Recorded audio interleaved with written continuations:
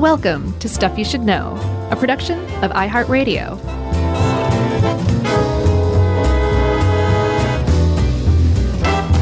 Hey, and welcome to the podcast. I'm Josh Clark, and there's Charles W. Chuck Bryant, and Jerry's here. Jerry's back, everybody, looking well-rested and sun-kissed and everything.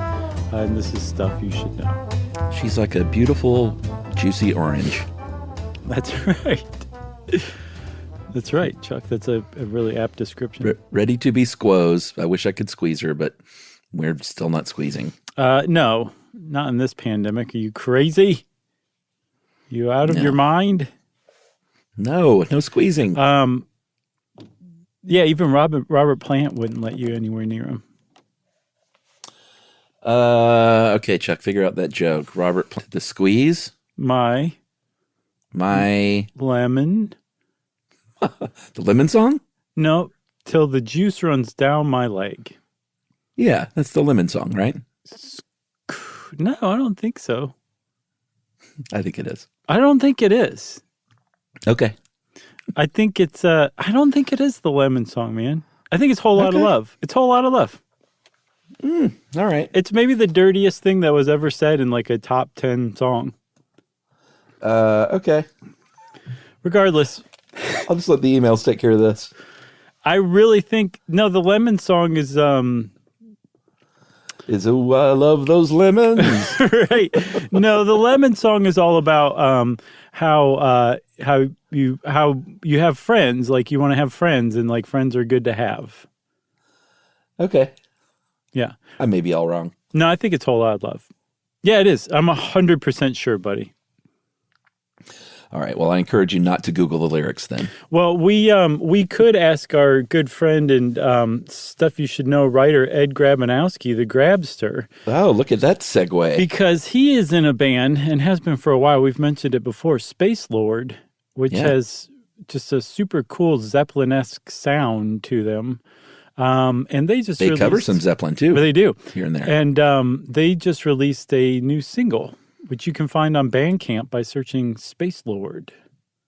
Not the Space Lords. No, not Vinny and the Space Lords. Yeah, Space Lord. Just look for Space Lord with some cool graphics, and that's Ed. You'll know it's the Grabster. But yeah, good stuff. We also have a game out that Trivial Pursuit made. Yeah, we should plug our own stuff every now and then. We just did.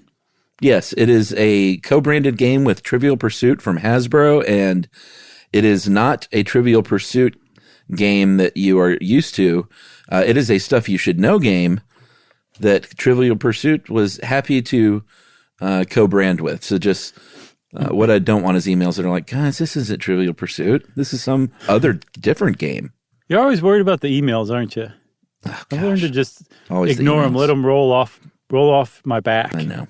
Like, I'm disappointed in you guys for this. I haven't even listened to the episode, but I'm disappointed about this. You just got one of those. Did you see that? It just rolls off your back. Yeah. Yeah, those are always great. I didn't listen, but here's what was wrong. I wrote that person back, actually. I was like, we actually kind of did exactly what you hoped we would do. And they're like, oh, sorry for being presumptuous. Anyway. Oh, all is forgiven. Yeah. So we're talking today about bias, Chuck, and I want to set the scene a little bit because, one of the things that I'm always like harping about is like the death of expertise, right? Oh, sure. And it's a real problem, like this idea that science can't be trusted, that people who go and spend a decade or more learning about a specific thing that they go out and become an expert in, or that's their profession, that's their training, that those people, what they have to say is basically meaningless, or that it's no better than somebody on the internet's opinion about that specific subject that person spent 10 or 12 years being trained to be an expert in. Like that kind of stuff to me is like super dangerous. Like there's an erosion of something, and it's an erosion of intelligence to start with. But it's also an erosion of just believing in facts and knowing that you're not being taken for a ride or hustled. It is a huge, enormous problem that we're just beginning to wake up to and is still unfolding. It's not like it happened and now we're like reeling from it. It's still happening in real time. And it is a massive, huge issue. One of the biggest issues that humanity faces, I think, because it encompasses so many other large issues like climate change, existential risks, the pandemic, politics. All of them kind of fall under this erosion of belief in facts, and that there are people out there who know more than you do. It's a big problem. Yeah. Imagine being someone who studied and researched something intensely for 10 or 15 years, when presenting facts to be met with, I don't know about that. That's a response I hear a lot in the South. Yeah. Or that they saw something on YouTube that flatly contradicts that. And it's like, that it doesn't matter. Like, what you just said is ridiculous. That somebody posted something on YouTube and that has as much weight as what somebody who spent 10 or 12 years studying this very thing has to say about it. Like, knows exactly what they're talking about, has to say about it. It's maddening. Yeah, there's something about people from the South in general, I think, that are in this group that I have literally heard that response from a lot of different people when I've been like, oh, no, here are the facts, actually. And then when presented with something that they can't refute, they say, I don't know about that.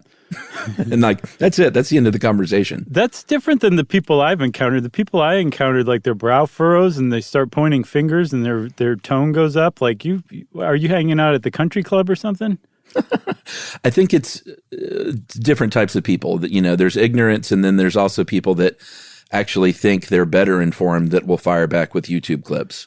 Right. So the reason I brought that up is because one of the reasons that is being allowed to exist, that does exist, I think it's a reaction to something else that's going on simultaneously, which is there are a lot of experts out there who are performing really sloppy science, sometimes outright fraudulent science, and they're frittering away whatever faith the general public or society has in their expertise and in their profession. And there are a ton of scientists out there. I would say the vast majority, by far, of scientists are legitimate, upstanding, upright dedicants to science, right? That's where they place that's where they hang their hat, that's where their heart is, that's what they believe in, and that's what they work to support.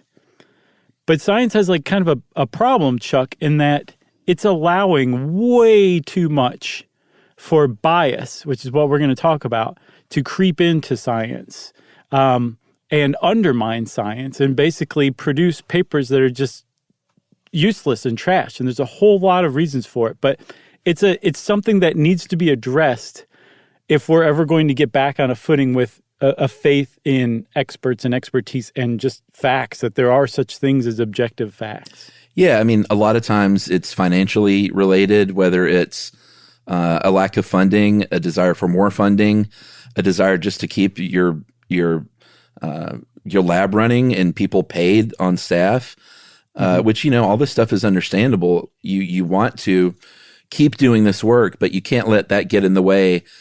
It's like in Rushmore at the end when Margaret Yang faked the results of that science experiment because she didn't want it to be wrong.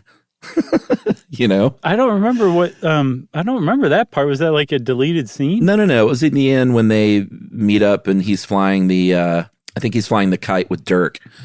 Right. And she's talking about her science fair project, and he was really impressed with it. And she was like, I faked the results. And the reason why was because she didn't want to be wrong. And I think a lot of times people will get into a certain body of research or data because they want to prove a certain thing. And if they can't, it might be really hard to live with that. So that weighs into it. Money for personal gain, advancing your career, publish or perish, that whole thing. Like, we're going to talk about all this, but there are a lot of reasons that it's been allowed to creep in, but all of it is at the disservice of the fundamentals of what they base their careers on to begin with. Yeah, it's at the disservice of science itself, right? Because the whole point of science and then scientific publishing, the whole publishing industry, is to basically create a hypothesis, test your hypothesis, and then share the results with the world. And that's ideally what would happen because you're building this body of scientific knowledge. But money and corporate interests and academic publishing have all kind of come in and taken control of this whole thing. And as a result, a lot of the stuff that gets published are trash papers that shouldn't be published. A lot of the really good papers that don't come up with sexy results don't get published.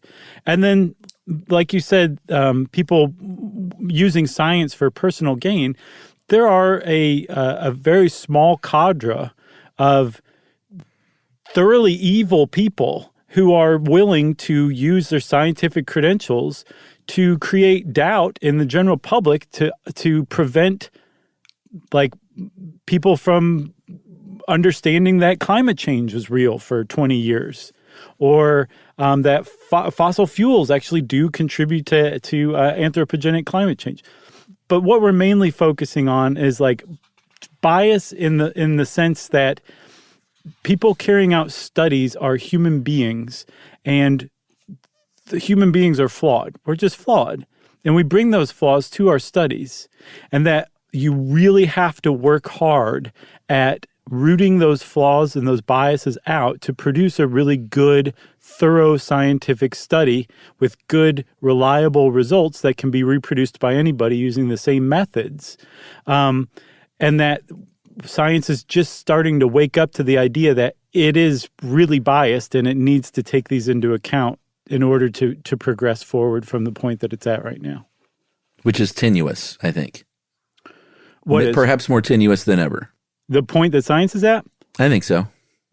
Science isn't going away. It's not going anywhere. It's probably the greatest achievement humans have ever come up with, right? No. It's not going anywhere, but it is a terrible position that it's in, and it's going to take some genuine leadership in the scientific community from a bunch of different quarters and a bunch of different fields to basically step up and be like, guys, this is really bad and we need to change it now. And a lot of people need to be called out, and science typically shies away from naming names and calling out by name fraudulent scientists because scientists seem to like to suppose the best in people, which is not always the case. Right. And having said all of this, we could root out every bias and really clean up the scientific publishing community 100%, and there's still a certain set of people in this country and in the world who that wouldn't matter to and would still shut down facts and because it doesn't fit their narrative. So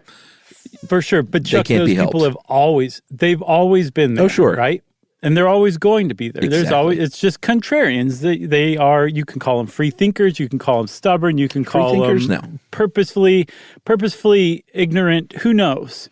They're always going to exist. The problem that this crisis that science finds itself in right now is that it's allowed that population to grow and grow, and like people who otherwise didn't ever really question science have been allowed to kind of trickle into that fold, and that those are the people that we should be worried about, the ones who would know better if they believed in science again. Right. And our way into this is to talk about different kinds of biases in True Stuff You Should Know fashion, a top 10 that is not a top 10. That's exactly right. We ate into at least 3 in this intro alone. And hopefully shining a light on some of this stuff, people will at least be more aware of different biases. And well, yeah. You know, the first one is good old confirmation bias. I mean, these aren't ranked because confirmation bias would probably be number 1 as far as people's awareness of it. But there are different examples that people use for confirmation bias. And I kind of enjoyed the one from the How Stuff Works article, even though it was from 1903. After X-rays were discovered in Germany, there was a French scientist named René Blondlot. Yeah? Yeah.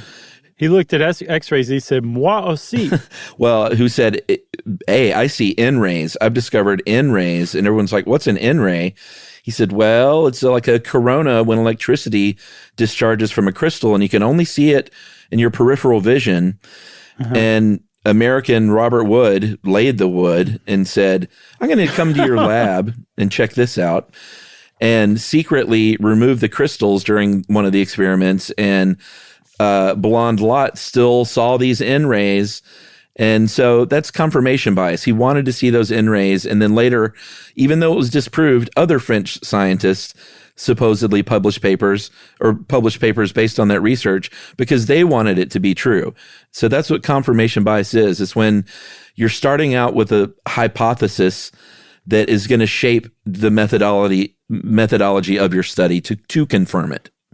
Right. And then it can also occur where you're interpreting info to fit your hypothesis. So you're seeking out stuff that supports your hypothesis, and then the stuff that's just there in front of you, the results that are there in front of you, you're like, aha, this thing proves that those N rays actually exist. Or this phenomenon cannot be due to anything but N rays, therefore N rays exist. All of it's confirmation bias. And that, like you said, that's number one, because that's not just a scientific bias. I mean, like that's like every human uses confirmation bias, and that it's twofold. We avoid contradictory information because we don't like to be wrong, and we find information that confirms our point of view because we like to be right. That's confirmation bias, and it's everywhere among everyone. That's right. Although I will say, I know it happens a lot politically, but myself and the people that I congregate with question their own leaders as much as they do leaders from the other parties. Oh, that's good. It's very good to do. And I don't know. There shouldn't be sacred calves in politics. That's a bad jam. Well, no. And it's like, I've always been like at the forefront of calling out my own party's wrongs and saying, no, you need to do better than that. Whereas I see a lot of other people in other situations truly bury and ignore those things. Because they just don't want to face that. Yeah, and it's not even like I don't want to face it. It just doesn't fit their worldview, so they just don't include it. It just gets tossed out. But the point is like it's not an active process necessarily. Right. I think we should probably take our first break. I think so too, Chuck. All right, we'll be right back and talk about sampling bias right after this.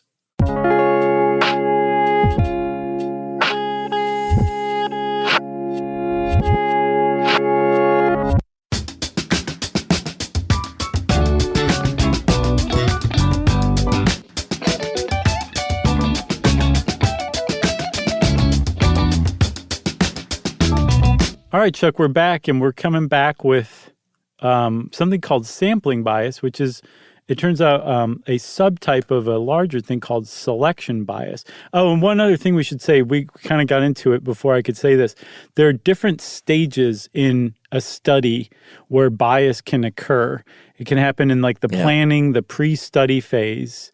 And it can happen during the actual study, and then it can happen after the study as well. And so when we're talking about any kind of selection bias, including sampling bias, this is pre-study bias, where when you're actually setting up the study, this is where the bias is going to come in. And you know what? I think it also bears saying that bias is, you have to work really hard to avoid it, because it's almost like a disease that's always trying to get involved. And it's not like, just do better, everybody, and just quit being biased. It's like, it's way more complicated than that, because it is always knocking at the door, like you said, in all three phases, trying to sneak in there. And it takes a lot of work in all three phases to avoid it. So it's not as, I don't want it to come across as easy as us just saying like, you shouldn't do that, stop it. No, but the first step is to recognizing that there's a lot of bias and different kinds of bias that are just sitting there waiting for a scientist. And then if you start admitting that it's there, you can start being on the lookout for it, and you can start adjusting for it. And then other people who read your papers or read news articles about your papers can be on the lookout for that kind of thing too. Yeah, so exactly. Sampling bias is your sample set not being accurate and a good representation of the whole. A lot of times you'll find this in either studies that are really small scale because you don't have a large sample and you don't have the kind of money like near you, like maybe you work for university, so you work with university students as your first sample set who are not indicative of anything, but people 18 to 21 years old or so. Now, remember we talked about weird, Western, educated, industrialized, rich, and democratic? Yeah, that's exactly the thing. It's like, I mean, it's a decent place to start if you don't have much money and you want to get the ball rolling. It's not like, oh, you shouldn't do university studies at all using students. But those findings definitely don't represent the wider nation, and it needs to grow and get more funding if you want to actually have a legitimate claim to something. Another way that sampling bias can come up is from like the group that you're recruiting from. Like if you're doing a strictly online survey, but you're trying to apply your findings to the wider society, that's just not going to happen because there's so many people who aren't internet savvy enough to take an internet survey. Like by nature, you are a little savvier than the average person if you're hanging out on the internet and taking a survey. And then also kind of tangential that I like to tell myself that at least. And then tangential to that is something called self-selection bias, which is where the people who say, let's say you're doing a study on wellness and, what eating tuna can do for your health.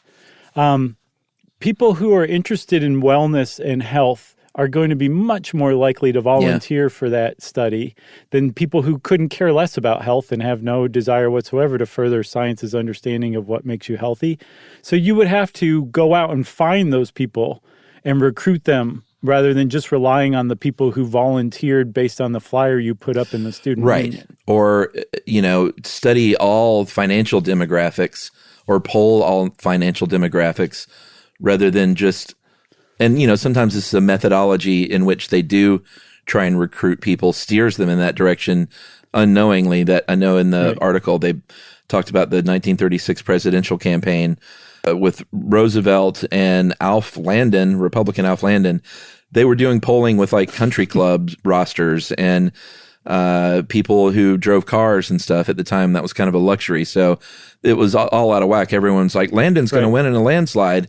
It's because you just kind of basically stuck your polling to, I don't know about wealthy individuals, but people who are a little more well off. And I think we talked about that in our polling episode, that fiasco with polling.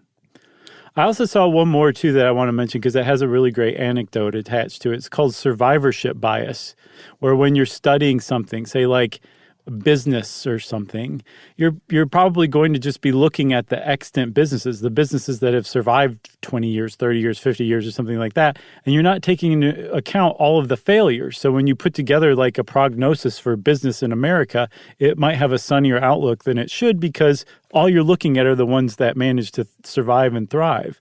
And that's survivorship bias. And did you see that anecdote about the World War II fighter pilots? It was actually pretty funny because they studied planes that had been fired upon but managed to get back safely. And they were like, well, let's look at all these different bullet holes and where this plane was hit, and let's beef up all those areas on the body.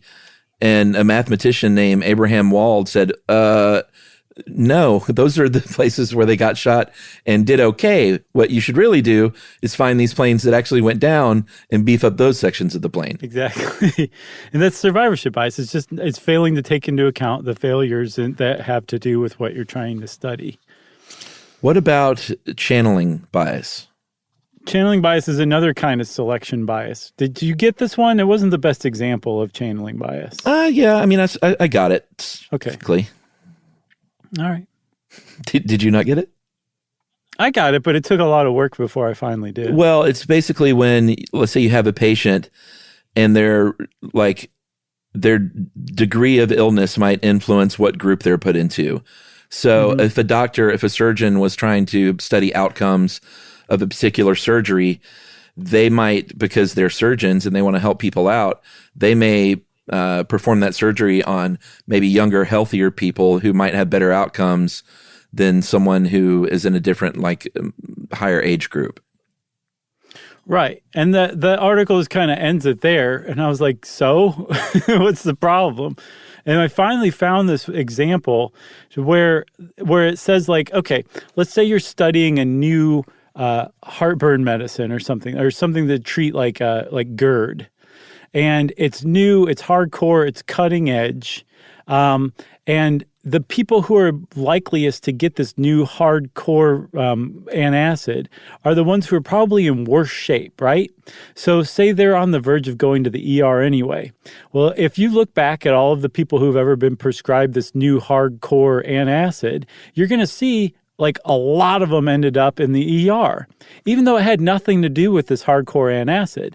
And then similarly, the people who have so-so GERD, that's not particularly bad, they'll probably be prescribed the old drug, the standby that everybody knows is fine, that's going to work. So if you compare the old drug and the new drug, it looks like the old drug is super safe, but the new drug will put you into the ER. Whereas that's channeling. You've channeled different people with different prognoses into different groups, and they're kind of pitted against each other in an effort to obscure the truth. If you wanted to really know the genuine health outcomes for that antacid, you would have to give it to people with not so bad GERD and people with really bad GERD and see what happens. See if the ER visits continue for people who wouldn't otherwise be going to the ER. Well, yeah, you want to find the outcome for everyone. Right. And not just for you. Like if you're debating surgery, and you're like, oh, well, it shows really good outcomes. You're like, well, yeah, but who are they operating on? Right. Yes. So I would like to invite anyone who got what I was saying or got channeling because of what I was saying, I invite you to email and let me know. I'm doing like a little bit of surveys here, and I'd like to know if I confuse things more or make it more understandable. Well, but I know it's funny either way. I got that part. I'm just trying to figure out if it's understandable. But here, with your methodology, talking about a stuff you should know listener, who by nature is smarter than your average bear. Well, I'm not going to publish it. I'm going to file drawer it either way. Oh, what a teaser. Question order bias is the next one that is, and this is mainly obviously with when you're just doing like polling and stuff or like an online survey, or, you know, it could be just asking people a set of questions like in a social science research set. And the way you order things can affect the outcome.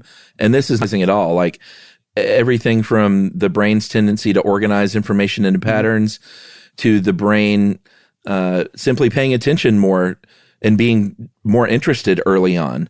Like I know there was one, the General Social Survey was a big long-term study of American attitudes. And in 1984, they were asked to identify the 3 most important qualities for a child to have.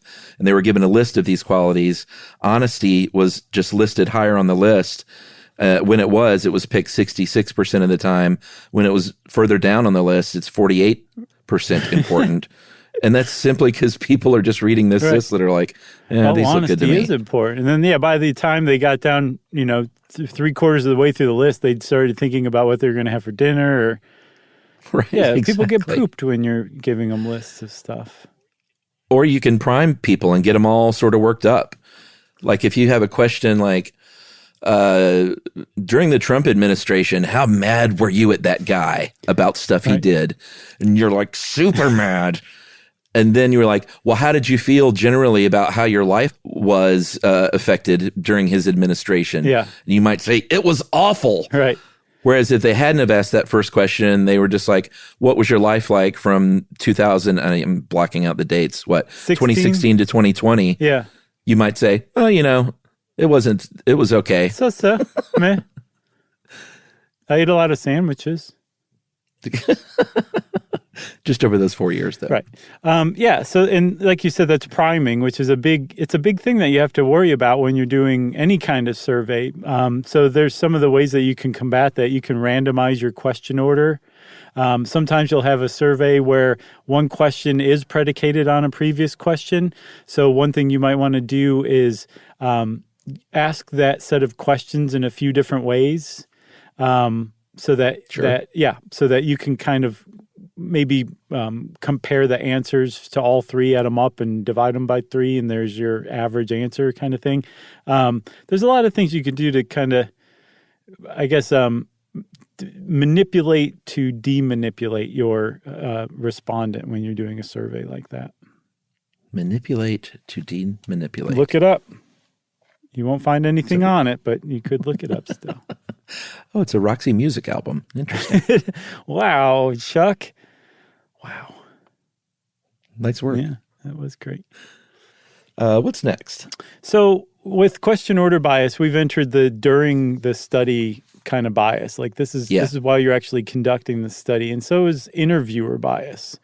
And interviewer bias, it's kind of like, well, question order bias has to do more with the study design, but it's a bias that emerges during the study. Interviewer bias just straight up is in the middle of the study, and it has to do with the person actually asking the questions in an interview. It can also, I think, apply to somebody conducting like a clinical trial on a drug. If they know whether somebody is getting placebo or not, it might affect their behavior. But ultimately what it is the person who's wearing the white lab coat is influencing the outcome of the study just through their behavior, through their tone of voice, through the way that they're asking a question. Sometimes it can be really overt and like, let's say, like a super devout Christian is doing a study on what part of the population believes Jesus saves. And they might be like, Jesus, do you think Jesus saves is the question? Don't you? Like, it seems like it, huh? That kind of thing would be a pretty extreme example, but that's sometimes how you understand things is in the absurdities, Yeah, I thought this example in the House of Works article was kind of funny. It was about just like a medical questionnaire where the interviewer knows that the subject has a disease that they're talking about, and they may probe more intensely for the known risk factors, and they gave smoking as an example. And it said, so they may say something like, are you sure you've never smoked? Never? Not even once? Admit it! Like, if I heard that coming from a researcher, even without knowing a lot about this, I would say, what kind of a researcher are you? Yeah. It seems like you're looking for an answer. You should say you are ethically compromised. Or even facial expressions or, body language, all that stuff weighs in. I don't know why. Eyebrow. Like, why don't they just have the robots, Alexa or Google or Siri or somebody ask them? Well, that's one good thing about something like an internet survey is like it's just questions. And as long as you design the questions and you randomize their presentation, like it's going to be fairly helpful in that respect. But then it's got its own pitfalls and pratfalls. You can attract a lot of people who are just taking it to mess with you. And there's a lot of problems with all of it. But again, if you're aware of all the problems, you can plan for them. And then even if you can't plan for them or control them, you can write about it in the actual study and be like, this study. I remember running across studies before where they're basically like, there was a kind of bias that we couldn't control for, so we can't really say whether it affected the outcome or not. And I thought, wow, this is really refreshing and like even daring kind of, like I was thrilled. But you don't see that very often. But that, from what I understand, is the direction that science is going toward now. Well, and the reason you don't see that, and it's something we'll talk about, is what actually ends up getting published. It may be less likely to get published if they're like, hey, you know what? Dude. You know what I'm saying? Yeah, I know. So let's do recall and acquiescence bias because they're very much related, and then we'll take a break. That's our plan. What do you think of it? Everyone says, sounds good to me. All right. So this is also during study, and this is so in the very much the way that an interviewer can influence the outcome. The participant can actually influence the outcome too, especially if they're being asked questions or they're being asked to self-report. There's a couple of ways that us just being humans can foul up the works on the findings of a study. The first is recall bias. Yeah, this is when you're obviously you're trying to recall something from the past. Mm-hmm. And it's amazing what might jump out at you from your past when probed with a certain question, certain correlations that really have nothing to do with it. But you may be like, oh, well, you know what? Now that I think back, I remember around that time, I was watching a lot of Dancing with the Stars. Yep. I kind of binged that show, so maybe that's why I had homicidal tendencies. I don't think you need a study to prove that. I think that's just intuition, Yeah. But yeah, so, and if enough people do that, especially if there's something out kind of in like the zeitgeist about that, how like people who watch too much Dancing with the Stars want to kill other people.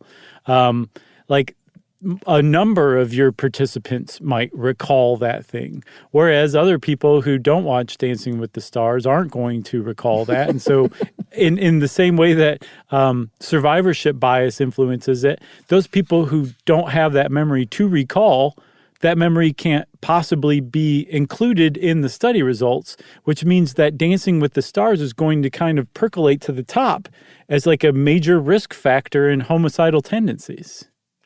Right.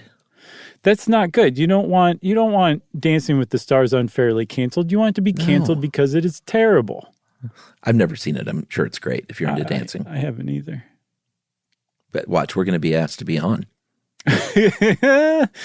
Oh my God. And they'd have to change the name of the show to Dancing with the Mid-Level Internet Famous. Right, exactly. Wow. That'd be a good show. Dust off my jazz shoes. It would be us and Chocolate Rain and, you know. I love that guy. Tejon Day is his name. Yeah, we actually met him that time, remember? He was great, man. Another thing, Chuck, that people, that has to do with recall bias is that, like, we just tend to have faultier memories with stuff that makes us look bad, like, say, unhealthy habits. Oh, sure. So if you're doing a study on junk food and health outcomes, and you interview a bunch of people who are in terrible health, and all of them are like, oh, I only eat like Cheez-Its like once in a blue moon or something like that. And the researcher writes down once in a blue moon Cheez-Its. Like the results of the study are going to suggest that it takes just a very small amount of Cheez-Its to put you in the hospital with long-term chronic health conditions. Right. And that is a problem with recall bias. Like it's the participants affecting it. In this case, because they just aren't paying attention or aren't really thinking about, no, you've eaten a lot of Cheez-Its, and it takes a lot of Cheez-Its to put you in the hospital, not a very little amount. It's not the best example, but it kind of gets the point across, I think. Now, is this part of acquiescence bias? No, that was the end of recall bias. Acquiescence bias it's different, but it's certainly related. Both of them kind of fall under an umbrella of participant bias. Yeah, and acquiescence bias, I feel like there's the opposite too. I just don't know if they have a name. Because acquiescence bias is generally like people want to be agreeable and they want to answer in the affirmative, and they want to, especially they found, if you are maybe less educated, you might be more willing to just go along with something and say, yeah, sure. Yeah. To maybe appear smarter or just to be more agreeable. I do think it's the opposite can happen too, especially with political, research and social studies, in that I think there are also people that are like, oh, you're from the what? Well, yeah, sure. I'd love to be interviewed. And then they go into it with a sort of opposite mentality where they're completely disagreeable no matter what anyone says or asks. Yeah, I didn't run across that, but I'm absolutely sure that is a bias out there. But you can avoid these by doing it more smartly, right? More smartly? Yeah, there's ways that you can frame your questions. Like people don't like to admit that they didn't actually vote. Right. In American democracy. Some people. So instead of saying there was a Pew suggestion, Pew, where they said rather than saying like, did you vote in the last election? A lot of people who didn't vote are going to be like, sure, yeah, of course. Why would you ask that? Instead, you would phrase it as like, in the 2012 presidential election, did things come up that prevented you from voting, or were you able to vote? Right. And you would probably actually want to train your researcher to use that same intonation to make it seem casual either way. Yeah. Like you want to give the person a sense of comfort that they're not being judged no matter how they answer. Give them a back door. That's a good way. That's a good way to get around acquiescence bias. Yeah, absolutely. Yeah. The old backdoor policy. That's right. Where you can squeeze a lemon. Right. All right. Are we taking a break?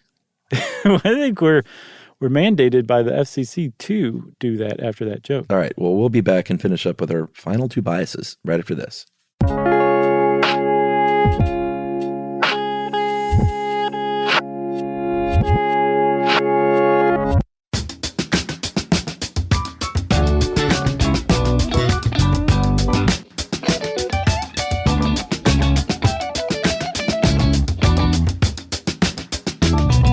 I want to apologize to all the parents who listen with their 6-year-olds these days. Oh, my daughter's 6. She doesn't care about what we do. That's great. So it's still just flying over her head, right? I mean, she doesn't even listen. She Movie Crush a little bit. Well, some kids that are 6 listen, and hey, shout out to all of you guys listening. I know. I'm always, whenever I see that, whenever someone writes in that says their kid, my daughter's age, actually listens, I'm like, really? Oh, yes. This is my daughter. She loves it. Right. Yeah, and she voted in the last election, too. I'm like, my daughter likes to watch videos of kids playing with toys on YouTube Kids. Is she into that now? Those are the worst videos. I'm starting to get on her now with just in terms of taste. I'm like, hey, you can watch something, but like watch something with a story that's good. It's like, this is garbage. Haven't you ever seen Chips? And she goes, I like it. I could totally see her saying it just like that. Very defiant and happy. That was a great impression. All right. Publication bias is one. We kind of poked around it earlier a little bit with the whole publisher perish mentality.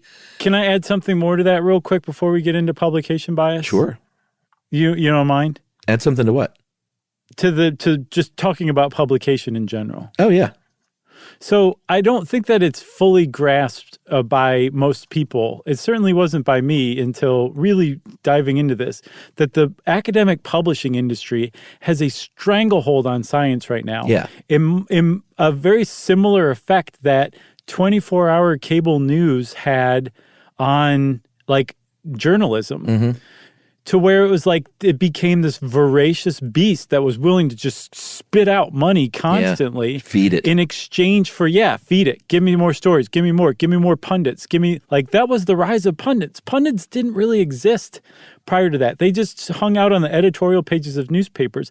And then 24-hour news came along, and there's not possibly enough news stories, like good news stories, to keep going for 24 hours. So you have to talk about the news stories and analyze them, and then you start getting into who's wrong and all that stuff. The publishing industry is very much like that now, where it's this beast that must be fed. And so there can't possibly be that many high-quality scientific papers. So scientific papers have just kind of dipped down in quality. And then one of the other things that the publishing industry has done is said, we really like studies that have results. They're called positive results, where like it turned up that you found a correlation between something, or the compound you tried on that tumor shrunk the tumor. Like, those are what we're interested in. That whole furthering of science with positive and negative outcomes, just to say this did work, this doesn't work, don't bother trying it. We don't care about that kind of stuff. And that's a huge issue for the scientific community. Like, they have to get control of the publishing community again if they're going to come out from under this dark cloud. Oh, yeah. I mean, they found in 2010 a study about papers in social sciences, especially, were about 2.3 times more likely to show positive results than papers in physical sciences even. So some bodies of research are even more apt to publish positive results. And that means if you're going into your profession, and this going into your set of research, and it's, that's when it becomes sort of put up or shut up time as far as standing firm on doing good work, even if it doesn't get published. Right. And so that confirmation bias can really come in, where you start, hopefully inadvertently, but certainly not in all cases, inadvertently start cherry picking data to get a positive outcome where there really wasn't one there before. Or you use a kind of a weird statistical method to suss out the correlation between the variables so that you can have a positive outcome. Because if you're not publishing papers, like, your academic career is not progressing, and you can actually lose jobs. So you need to be published. The publishing industry wants your paper, but they just want positive outcomes. So a high quality, well-designed, well-executed study that found a negative outcome, to where they said, well, this compound we tried didn't actually shrink the tumor, that's going to be ignored in favor of a low quality paper that found some compound that shrunk a tumor, just because they like positive outcomes. It's ridiculous. Yeah, and I mean, that kind of goes hand in hand with the last one. There's a lot of overlap with these, and a lot that work sort of in concert with one another. And file drawer bias is, it is what it sounds like. It's like you got a negative outcome, and whether or not you were being funded by a company that definitely doesn't want that information getting out there, or if it's just as a result of it being less likely to be published because it doesn't have a positive outcome, you just stick it in the file drawer and it goes bye-bye. Right. And again, like part of the point of science and scientific publishing is to generate this body of knowledge. So if you're about to do a study, you can search and say, oh, somebody already tried the same exact thing and they found that it doesn't work. I'm going to not try to reproduce it. I'm just going to not go with it and move on to try something else. It's a huge waste of resources otherwise. And then also if you aren't publishing that kind of stuff, you're missing out on. Well, I mean, you're missing out on the real data if the bad data is file drawered. Like you're missing out on the truth. You're missing out on the whole picture, right? And also, again, it's not just that, the poor negative outcomes, they need to be included too. Yes, that's true. But you're also promoting positive outcome studies that actually aren't good studies. There's this thing called the Proteus effect, where the initial studies, these initial papers on a subject, in 70% of cases, a follow-up study that seeks to reproduce them can't reproduce them. They don't come to the same findings, the same conclusions, which suggests that a study was really terrible. If it can't be reproduced, or if it's reproduced, somebody comes to a different finding, different conclusion, that's not a good study. So the idea of publishing positive and negative outcomes together would definitely kind of slow that whole crazy 24-hour news cycle positive outcome study. Yeah, I don't see how it's even legal to not bury, but I guess just a file drawer, a study that included like a drug having negative effects. Like, and I know that Congress has stepped up to try and pass laws to, I think there was one in 2007 requiring researchers to report results of human studies of experimental treatments. And then they tried to strengthen that in 2016, basically this like, even if your drug doesn't come to market, like we need to have these studies and the results. Like, how is it even legal? It seems like you're burying, and it's almost falsification. Well, it is for sure, because you're also like, if you're talking about studies where you have multiple studies on, say, one drug that's an antidepressant, and all you're doing is publishing the ones that have positive outcomes for that antidepressant, and you're just not publishing the ones that showed no outcomes or maybe even harm, then yeah, that should be illegal, especially when you're talking about something like an antidepressant or in the biomedical field. But it's certainly unethical for any field of science in particular. Just bury the stuff you don't like that doesn't support your conclusion. It's a kind of a meta form of confirmation bias. Yeah. Just putting aside the stuff that doesn't fit your hypothesis or your worldview and just promoting the stuff that does. That's right. Boo. I saw one way around this is The Lancet, the very respected medical journal. I think it's British. The Lancet has taken to accepting papers based on the study design and methodology and goals.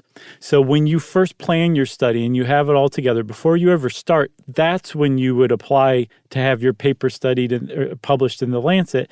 And that's when they decide whether it's a high quality enough study to publish or not.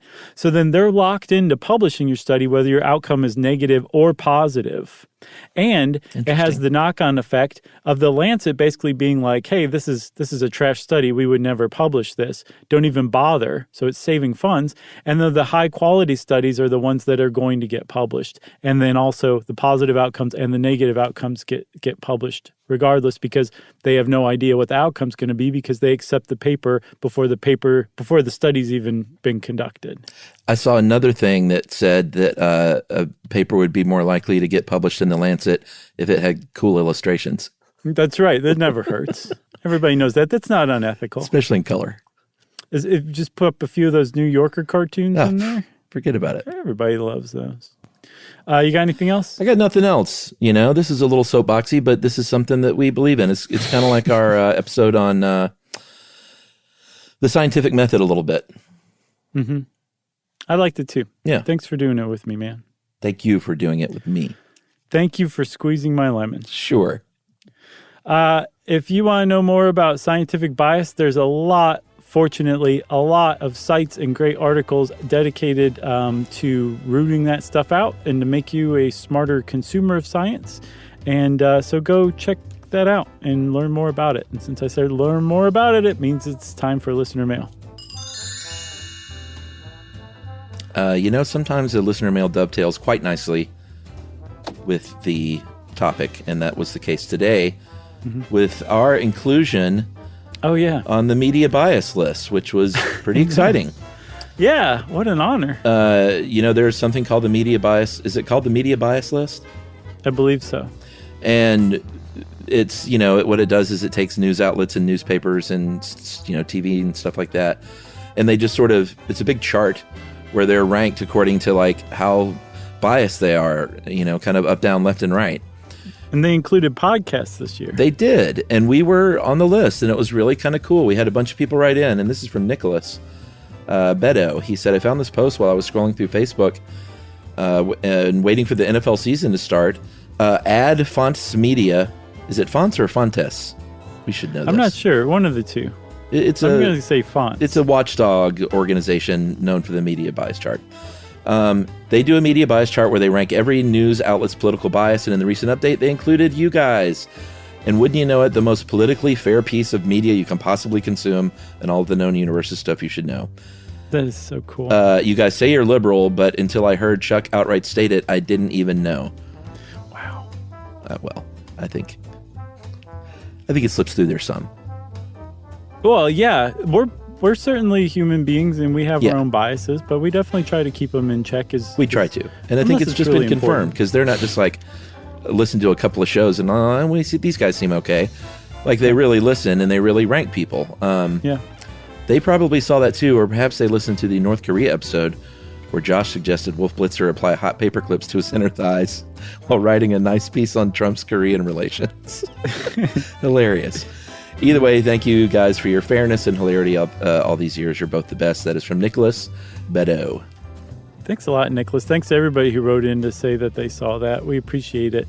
And it was neat to see ourselves right in the middle of the rainbow. Love being in the middle of that rainbow. I do too, Chuck. It's nice and warm and cozy in there, isn't it? Yes. Well, if you want to get in touch with us like Nicholas and the gang did, you can send us an email to stuffpodcast@iheartradio.com. Stuff You Should Know is a production of iHeartRadio. For more podcasts from iHeartRadio, visit the iHeartRadio app, Apple Podcasts, or wherever you listen to your favorite shows.